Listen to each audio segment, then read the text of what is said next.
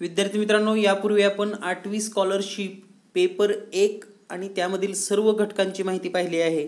तर आजच्या व्हिडिओमध्ये आपण पेपर 2 आणि पेपर 2 मधील महत्त्वाचे घटक, अभ्यास कसा करावा, त्याचबरोबर गुणवत्ता यादीमध्ये येण्यासाठी किती गुण आवश्यक आहेत, राज्य गुणवत्ता यादी आणि जिल्हा गुणवत्ता यादी, या सर्वांची माहिती पाहूयात लगेच. यापूर्वी आपण पेपर 1 चा संपूर्ण अभ्यासक्रम पाहिलेला आहे. पेपर 1 मध्ये आपण मराठी आणि गणित या दोन्हीही विषयाचे सर्व घटक, त्यांचे उपघटक, त्यांचे गुण, वेटेज, कोणत्या घटकावर अभ्यास किती करावा, हे सर्व माहिती घेतलेली आहे.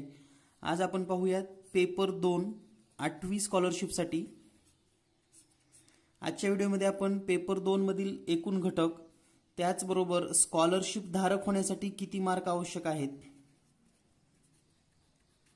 स्कॉलरशिप धारक आणि त्याच्यासाठी नेमका अभ्यास कसा करावा आणि स्कोर कसा वाढवता येऊ शकतो किंवा स्कोर वाढवण्याच्या वेगवेगळ्या पद्धती. तर पाहूयात पेपर 2 मधील महत्त्वाचे घटक. इंग्रजी आणि बुद्धिमत्ता हे दोन विषय असून या प्रत्येक विषयासाठी इंग्रजीचे 25 प्रश्न म्हणजेच 50 गुण असणार आहेत. बुद्धिमत्ता 50 प्रश्न म्हणजेच 100 गुण आणि एकत्र 150 गुणाचा पेपर असेल. 75 प्रश्न, टोटल 75 प्रश्न आहेत आणि हे 75 प्रश्न सोडवण्यासाठी आपल्याकडे वेळ असतो 90 मिनिटे म्हणजेच 1.5 तास. तर 1.5 तासामध्ये 90 प्रश्न सोडवणं गरजेचं असतं आणि स्कोर होण्यासाठी आपल्याला या ठिकाणी जास्तीत जास्त प्रश्न सोडवता आलेच पाहिजेत. सर्वात महत्त्वाचं म्हणजे निगेटिव्ह सिस्टीम नाही, म्हणजे एखादा प्रश्न जर तुमचा चुकला तर तुमचे मिळालेले गुण वजा होत नाहीत.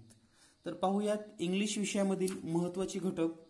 इंग्रजीमध्ये एकूण 7 घटक आहेत. त्यामध्ये पहिला व्होकॅब्युलरी, दुसरा वर्ड पझल्स, तिसरा language study, fourth grammar, fifth creative writing, sixth reading skill and seventh miscellaneous examples और problems.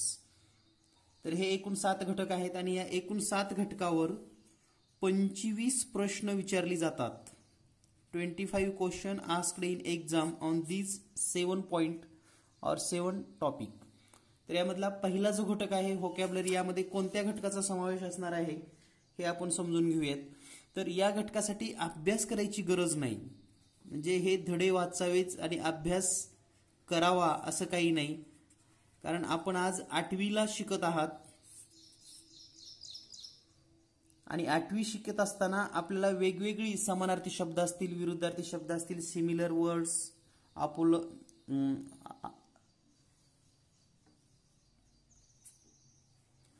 Similar and opposite words, त्याचबरोबर होमोफोन्स, फ्रेजेस, प्रिफिक्स, सफिक्स, अशा वेगवेगळ्या कन्सेप्ट आपण शिकलेल्या आहेत.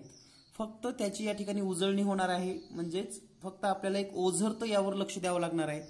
तर आपण जर व्होकॅब्युलरीचा विचार केला तर पहा, व्होकॅब्युलरी यामध्ये similar and opposite meaning words, contextual meaning of word, prefix, suffix, homophones, phrases, one word for subtitles, substitute and guess meaning of word. तर ह्या एकूण सर्व घटकांचा अभ्यास असणार आहे आणि या सर्व घटकावर मिळून 4 प्रश्न परीक्षेमध्ये विचारली जातात. म्हणजेच 8 गुणासाठी हा प्रश्न आहे. यानंतर पाहूया नेक्स्ट.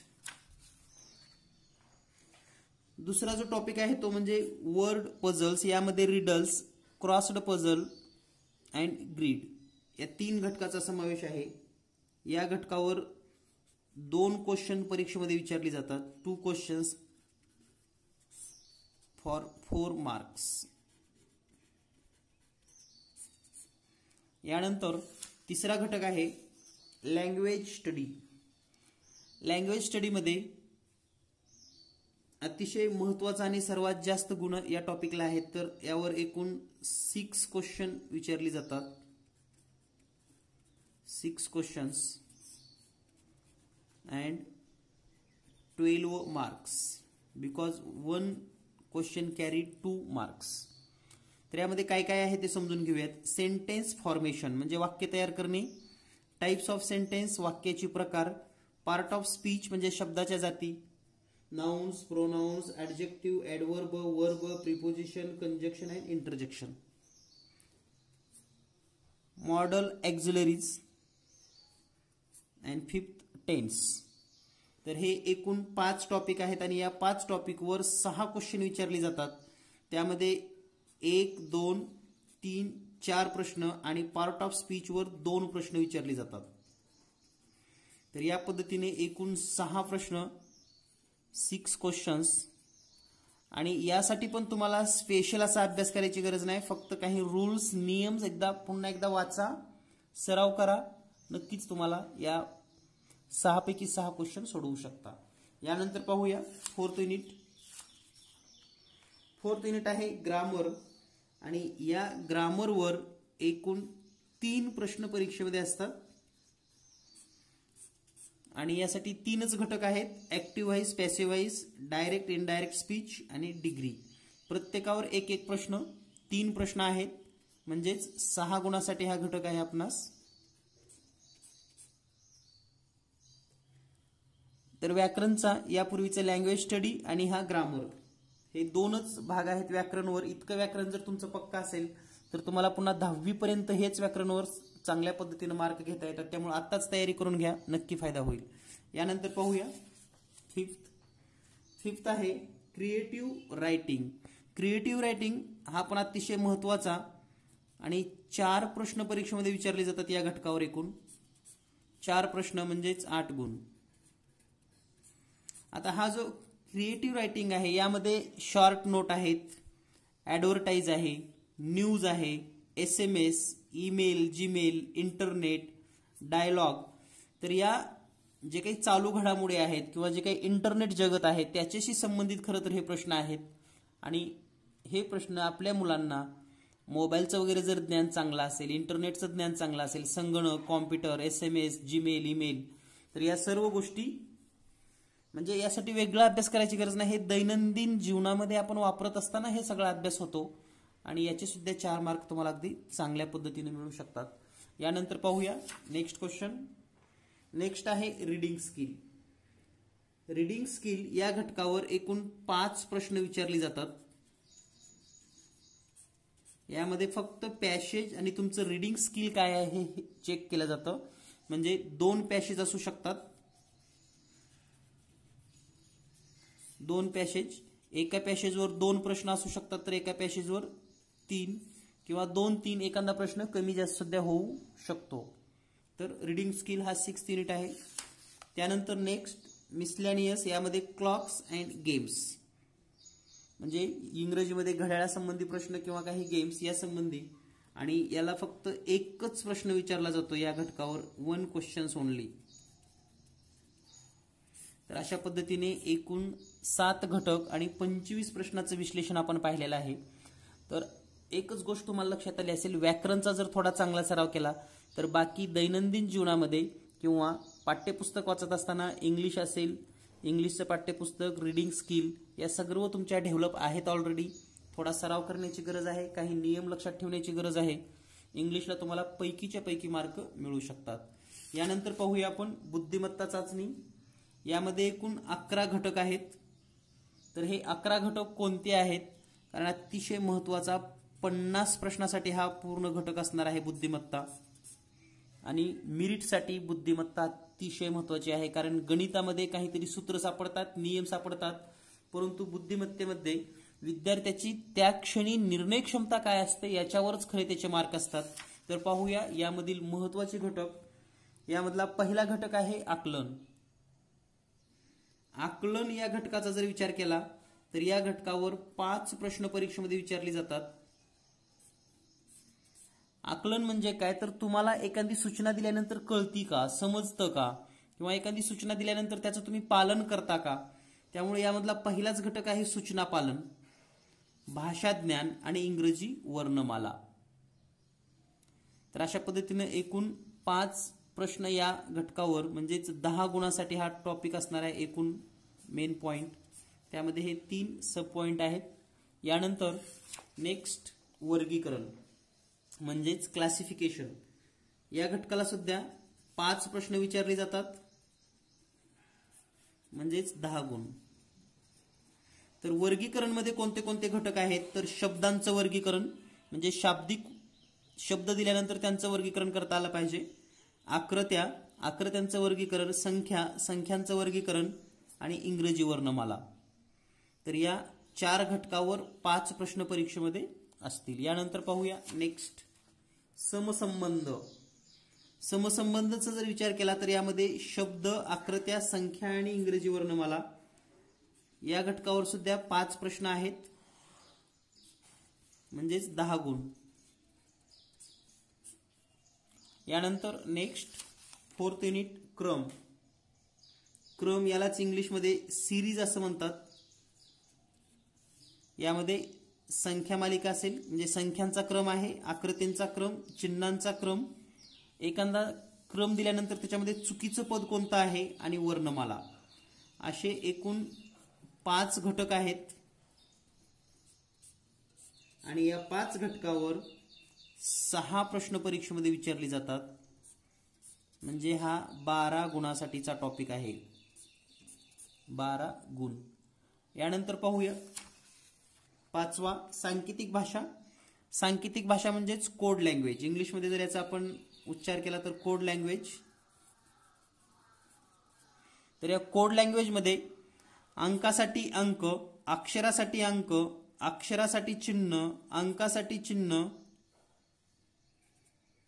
आणि अक्षरासाठी अक्षर, या 5 ते 6 घटकाचा या ठिकाणी. आणि या घटकावर असतात फक्त 3 प्रश्न. त्यामुळं या पूर्ण विश्लेषणाचा तुम्हाला एक फायदा होणार आहे की कोणत्या घटकावर लक्ष देणं जास्त गरजेचं आहे, कोणता सराव करणं गरजेचं आहे. आणि सर्वात महत्त्वाचं म्हणजे तुम्हाला जर फक्त 2 महिन्यामध्ये संपूर्ण गणित बुद्धिमत्तेचा अभ्यास करायचा असेल तर आपल्याकडे 60 व्हिडिओ उपलब्ध आहेत प्रत्येक घटकाचे. कारण गणित आणि बुद्धिमत्ता जर अभ्यासक्रम तुम्ही 2 महिन्यामध्ये पूर्ण करू शकलात तर नक्कीच तुम्हाला संपूर्ण अभ्यासक्रमाचा सराव करण्यासाठी भरपूर वेळ मिळणार आहे. आणि जर तुम्हाला 60 व्हिडिओ पाहिजे असतील तर तुम्ही व्हॉट्सअप करू शकतात 8856 046 142. यासाठी तुम्हाला व्हिडिओ क्लास जॉईन करावा लागेल. आणि जर व्हिडिओ क्लास जॉईन केलात तर एकूण 60 व्हिडिओ, दररोज एक जरी व्हिडिओ पाहिला तरी 2 महिन्यामध्ये तुमचा गणित आणि बुद्धिमत्तेचा संपूर्ण अभ्यासक्रम पूर्ण होऊ शकतो. यानंतर पाहूया नेक्स्ट क्वेश्चन. नेक्स्ट पॉइंट आहे लयबद्ध मांडणी. लयबद्ध मांडणीसाठी पण 3 प्रश्न परीक्षेमध्ये विचारले जातात. यामध्ये अक्षर, अंक आणि चिन्ह यांचा समावेश आहे. यानंतर पुढील घटक आहे मनोरे. मनोरेमध्ये अंकांचा मनोरा आणि अक्षरांचा मनोरा, आणि यावर पण 3च प्रश्न परीक्षेमध्ये विचारले जातात. एकच मनोरा दिला जातो आणि त्या एकाच मनोऱ्यावर 3 प्रश्न परीक्षेत विचारले जातात. त्यानंतर पुढील घटक आहे 8वा प्रतिबिंब आणि प्रतिमा, म्हणजेच पाण्यातील आकृती आणि आरशातील आकृती किंवा प्रतिमा. तर या घटकावर सध्या 3 प्रश्न परीक्षेत विचारले जातात. यानंतर पाहूया नेक्स्ट तर्क व अनुमान. तर्क व अनुमान या घटकावर एकूण 6 प्रश्न विचारले जातात, म्हणजेच 12 गुणासाठी टॉपिक आहे हा. आणि हा अतिशय महत्त्वाचा आहे. जर तुम्हाला पैकीच्या पैकी मार्क घ्यायचे असेल तर तर्क व अनुमान मध्ये कोणते घटक आहेत समजून घ्या. यामध्ये 2 भाग आहेत. भाषिक म्हणजे ज्याच्यामध्ये भाषाचा वापर करून प्रश्न विचारला जातो, आणि दुसरा आहे अभाषिक ज्याच्यामध्ये लँग्वेजचा काही प्रश्न येत नाही आणि प्रश्न विचारला जातो. तर भाषिक मध्ये वय, वेळ, घड्याळ, नातेसंबंध, अनुमान काढणे आणि तर्क हे 5 घटक आहेत. आणि अभाषिक मध्ये त्रिकोण आणि चौकोन मोजणे, घनाकृती ठोकळे मोजणे आणि संख्यांच्या मांडणीचं सूत्र. तर असे एकूण 8 घटक आहेत. भरपूर घटक आहेत या ठिकाणी, लक्षात घ्या. 8 घटक, यावर 6 प्रश्न परीक्षेत विचारली जातात. यानंतर पाहूया आपण नेक्स्ट. त्यानंतर आहे कूट प्रश्न. हा पण अतिशय महत्त्वाचा आणि सर्वात जास्त, म्हणजे 6 प्रश्न या टॉपिकवर आहेत. म्हणजेच 12 गुणासाठीच हा टॉपिक आहे. आणि याचे एकूण चॅप्टर आहेत: रांगेतील स्थान, दिशा, दिनदर्शिका, वेनाकृती आणि गणिती कोडे. तर हा सध्या अतिशय महत्त्वाचा आहे जर तुम्हाला पैकीच्या पैकी मार्क घ्यायचे असतील तर. यानंतर पाहूया नेक्स्ट, आकृतीचे पृथक्करण. यामध्ये आकृती पूर्ण करणे, घडीच्या आकृत्या, लपलेली आकृती आणि तंतुतंतु आकृती. तर या घटकावर सध्या 5 प्रश्न परीक्षेमध्ये असतात. म्हणजेच 10 गुणासाठी हा टॉपिक आहे. आकृती पूर्ण करणे, घडीच्या आकृत्या, लपलेल्या आकृत्या आणि तंतुतंत आकृत्या. तर पहा, अतिशय महत्त्वपूर्ण अशी संपूर्ण माहिती आपण देण्याचा प्रयत्न केलाय. जरी तुमच्या काही शंका असतील तर तुम्ही कमेंट करू शकतात मला. तुमच्या काही शंका असतील अभ्यासक्रमाबद्दल किंवा अभ्यासक्रम कसा पूर्ण करावा किंवा काही मदत हवी असेल तर आपल्याकडे व्हॉट्सअप क्लास, व्हिडिओ क्लास आणि क्वेश्चन सेट उपलब्ध आहेत. तर आता आपल्याला पाहायचं आहे जाता जाता की मेरिटमध्ये येण्यासाठी किती गुण आवश्यक आहेत. अतिशय महत्त्वाचा आणि सगळ्यांनाच या प्रश्नाची गरज असते की मेरिटमध्ये किती गुण आवश्यक आहेत. सुरुवातीला आपण समजून घेऊयात की पास होण्यासाठी किती गुण आवश्यक आहेत. स्कॉलरशिप परीक्षेमध्ये जर पास व्हायचं असेल तर किती गुण आवश्यक आहेत. तर पहा, पास होण्यासाठी आवश्यक गुण: पेपर 1 150 गुणाचा आहे आणि पेपर 2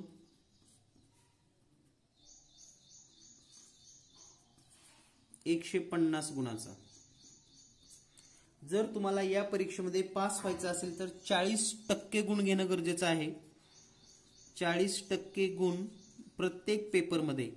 म्हणजे पेपर 1 ला किमान 60 गुण तुम्हाला अपेक्षित आहेतच, 60 पडलेच पाहिजेत. आणि पेपर 2 ला 60 गुण. म्हणजे 150 पैकी 60 गुण, 150 पैकी 60 गुण आणि एकूण मग हे 120 गुण होतातच ऑलरेडी. आता सर्वात महत्त्वाचं तुमच्या मनामध्ये येत असेल की समजा पहिल्या पेपरला 100 पडले आणि दुसऱ्या पेपरला 30 पडले तर तो पास होत नाही. हे लक्षात घ्या. प्रत्येक पेपरला सेपरेटली 30-30 गुण पडणं गरजेचंच आहे. या पेपरला जास्त आणि या पेपरला कमी, दुसऱ्या पेपरला जास्त आणि पहिल्याला कमी असं चालणार नाही. यानंतर आता आपल्याला मेरिटचा विचार करायचा आहे. तुम्हाला जर गुणवत्ताधारक व्हायचं असेल, गुणवत्ताधारक, तर किती गुण आवश्यक आहेत. यामध्ये पण पुन्हा 2 भाग आहेत. एक म्हणजे जिल्हा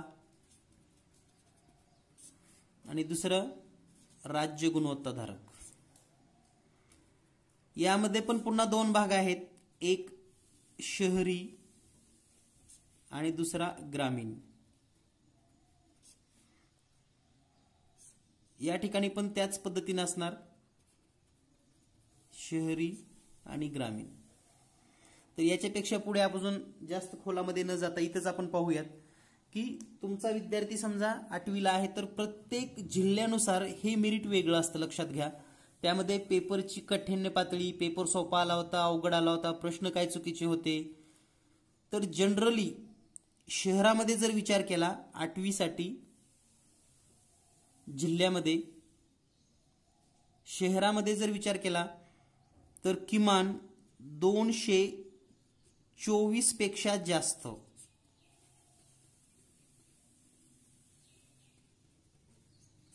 224 ते 230 ची रेंज आहे. तर याच्यापेक्षा जर जास्त मार्क असतील तर तुम्ही गुणवत्ताधारक मध्ये राहू शकतात. ग्रामीणचा जर विचार केला तर प्रत्येक जिल्ह्यानुसार हे पुन्हा बदलतं. लक्षात घ्या. कारण जिल्ह्यामध्ये पण ग्रामीणमध्ये काही शाळा चांगल्या जर टॉप असतील तर तिथला रिझल्ट वेगळा येतो. तरी जनरली 200च्या पुढे जर असेल तर तो धारक होतो. त्याचप्रमाणे राज्य मेरिटचा जर विचार केला तर शहरामध्ये जर विचार केला तर या ठिकाणी खूप म्हणजे टफ कॉम्पिटिशन आहे. लक्षात घ्या. राज्यस्तराच्या मेरिटमध्ये येणं सर्वात महत्त्वाचं. म्हणजे राज्यस्तरामध्ये जर तुम्हाला शहरामधून मेरिट यायचं असेल तर किमान 260 पेक्षा जास्त गुण अपेक्षित आहेत. 100% डेफिनेटली तुम्ही राज्य यादीमध्ये बसू शकतात. आणि ग्रामीणचा जर विचार केला तर ग्रामीण 220 किंवा 230 पर्यंत असू शकतो. तर या पद्धतीनं या सर्व परीक्षेचा अभ्यास कसा करायचा. आता सर्वात महत्त्वाचं आहे की आपल्या चॅनलवर हे 260 कसे घ्यायचे, 220 कसे घ्यायचे या संबंधी सुद्धा व्हिडिओ आहेत. सर्च करा, पहा. नाही मिळाले तर नक्कीच मी पुढच्या व्हिडिओमध्ये हे मार्क घेण्यासाठी अभ्यास कसा करावा, कोणत्या विषयाचे किती मार्क घेणं अपेक्षित आहे, किती मिळू शकतात, कुठल्या विषयाचा अभ्यास जास्त करणं गरजेचं आहे जेणेकरून आपले मार्क सहज वाढतील, याबद्दल आपण चर्चा करणार आहोत. पण सर्वात महत्त्वाचं तुमचा अभ्यासक्रम लवकर संपला पाहिजे. अभ्यासक्रम लवकर संपला पाहिजे. त्याचं कारण असं आहे, संपूर्ण अभ्यासक्रम जर तुमचा लवकर संपला तर तुम्हाला संपूर्ण अभ्यासक्रमावरच्या टेस्ट देता येतात आणि तुमचा स्कोर किती येतो हे तुमच्या लक्षात येतं. काय होतं बऱ्याच शाळांमध्ये की परीक्षेच्या जवळजवळ गेल्यानंतर अभ्यासक्रम संपतो आणि संपूर्ण अभ्यासक्रमावर जेव्हा परीक्षा घेतली जाते तेव्हा विद्यार्थ्याचा गोंधळ उडतो. त्यामुळे तुमचा अभ्यासक्रम जर 2 ते 3 महिन्यामध्ये संपायचा असेल किंवा संपणार असेल तर त्याचा फायदा तुम्हाला जास्त होणार आहे.